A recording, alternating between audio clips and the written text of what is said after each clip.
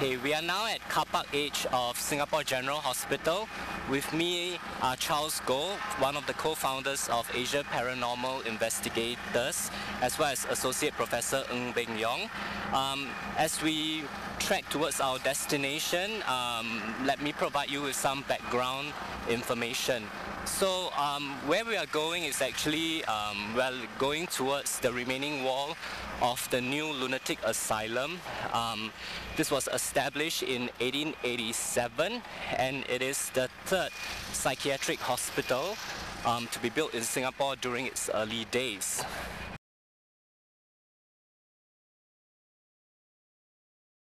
The asylum has two predecessors, the first one being the Insane Hospital, which was built in 1841, and the second one was the Lunatic Asylum, which took over the Insane Hospital.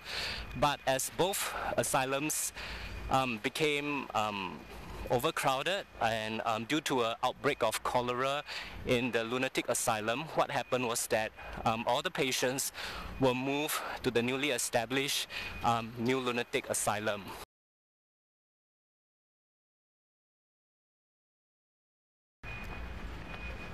So some other tidbits about the new Lunatic Asylum. It is actually a 300-bed facility.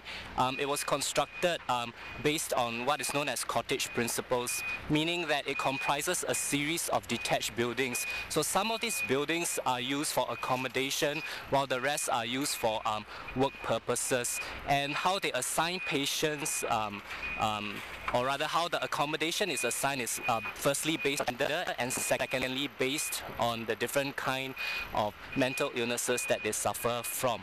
And what you see right now is actually the walls of the remaining wall of the new Lunatic Asylum that's still standing. You can see a section of the wall here that's actually sort of covered by tree roots. So we're just going in for a closer look.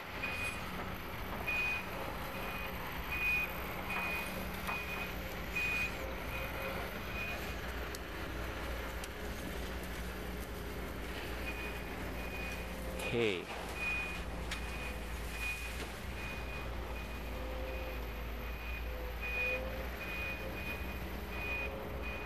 Right.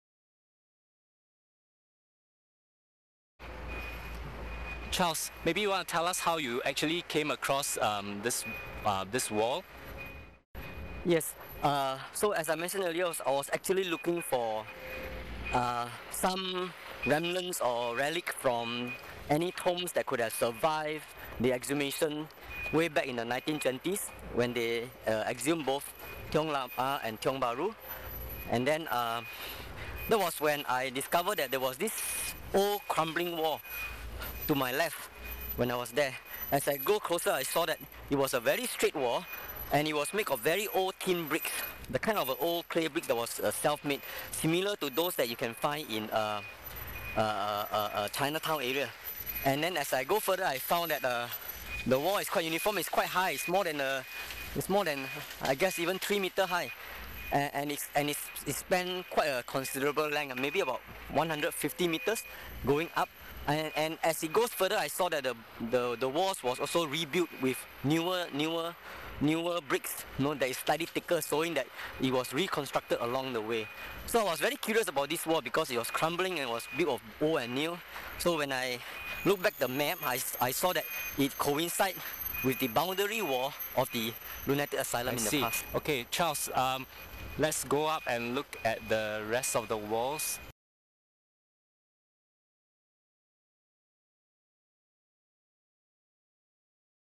Beng Yong, can you tell us what was so revolutionary about the treatment offered by the new Lunatic Asylum back in its days? Yeah, certainly I can think of 2 points straight away. The first point is that, prior to this, the people tend to use a lot of straight jackets where the inmates, the whole body will be restrained, and that's very tormenting for the individual because they're not allowed to move at all. So whereas, come Dr. William Gilmore Ellis kind of introduced the idea of using minimal restraints. They just use gloves to just restrain the hands and wrists. So I think certainly that's more humane. And the second point is that the approach, the treatment approach used then is certainly more holistic and kind of incorporate the individual's lifestyle. So you incorporate elements like lots of fresh air, exercise, and also some therapeutic activities. So I think those are certainly improvements. Thank you. And what are your views about this discovery right at the backyard of SGH? I think it's a very exciting discovery. So we do realize that in the past, the Lunatic Asylum was just next to a general hospital. So that kind of illustrates the close relationship between, physical illness and mental conditions. It was only in 1928, then the Lunatic Asylum was shifted, to somewhere off Yio Chu Kang, where there is a separate entity called the mental hospital. So I think in the past, there was actually, closer kind of a marriage between, so to speak, the body and the mind. Yeah. I think this is certainly an important discovery. And how does it help? I mean, how does it help, or in what ways does it help in terms of better understanding the history of psychiatry? I think in the past, we were trying to figure out, there were so much things happening at Sepoy Lines and where the various institutions were parked. I think the discoveries of this war kind of affirmed the idea that, all these things were happening in Sepoy Lines. Right. Thank you.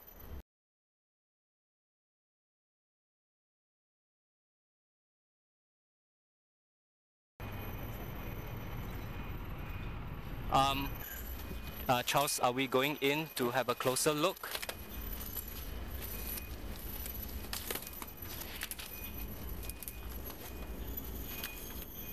Ah. Okay. How far does the wall stretch? It stretches in fact it stretches almost another 50 meters where the hilltop you will have reached the hilltop where the reservoir tank of SGH is. Oh, I see. Precisely because the water tank is built on the strip of road or strip of land which houses the three tombs. That was why this particular area was not developed, I guess, until now. Okay. Are we going to venture up a little bit further? Is it safe? Yeah, it's still. Okay. As we make our way towards the top of the asylum, perhaps another bit of interesting information. What happened was, like its predecessors, the new lunatic asylum soon became overcrowded, and this resulted in the move of some of its patients to a new psychiatric ward in Pasir Panjang, as well as a shift of some of these patients to another psychiatric facility in Perak, Malaysia.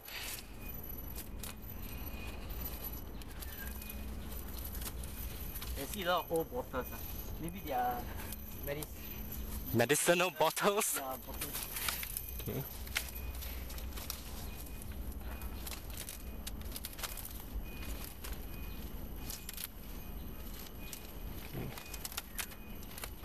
So according to Charles' estimates, the wall actually stretches on for another estimated 50 meters or so, right to the top of the hill. We're not sure whether we can gain access in this terrain, but we will have a look.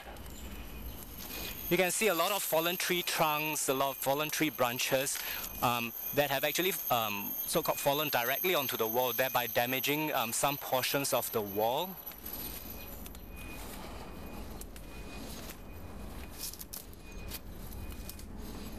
Okay, I think we are near. You can see the water tank already. Okay, so you see the water tank in the background, the building over, the structure over there, and that's where the end of the wall is.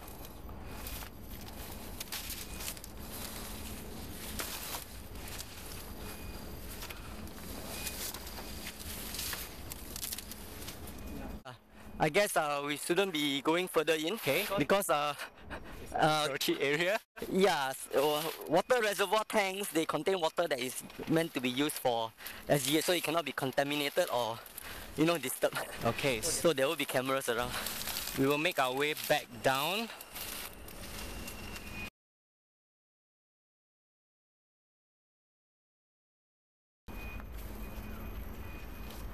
And as we trek downhill, perhaps I'll just share what happened to the new lunatic asylum. So the new the new lunatic asylum as well as the psychiatric ward at Pasir Panjang, which I mentioned, they were eventually replaced by the mental hospital, which is the predecessor of the Institute of Mental Health, when it was established in 1928 in Yio Chu Kang.